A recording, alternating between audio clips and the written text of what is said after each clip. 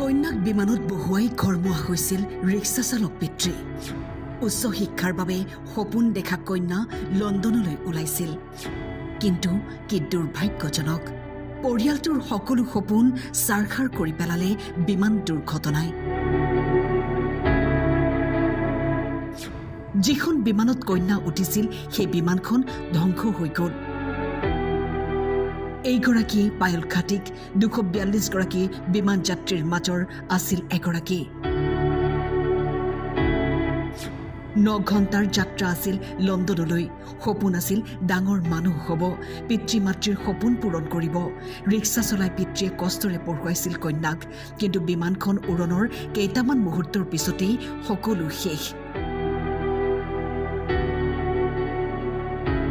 এটা ব্যক্তিগত কোম্পানীত কাম কৰিছিল পায়লে কোম্পানীটোৱে পায়লক লণ্ডনলৈ পঠিয়াইছিল কামৰ বাবে কন্যাক বিমানত বহুৱাই ঘৰমুৱা হ'বলৈ নাপালে পিতৃয়ে আহিল কৰুণ খবৰ মৃতকৰ তালিকাত পায়ল খাটিকৰ নাম হৰক ভাঙি পৰিল পিতৃৰ মূৰত 9 ঘণ্টাৰ যাত্ৰা 9 মিনিট হ'বলৈ নাপালে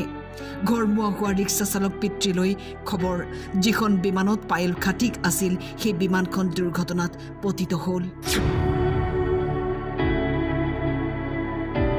News Desk, Time 8.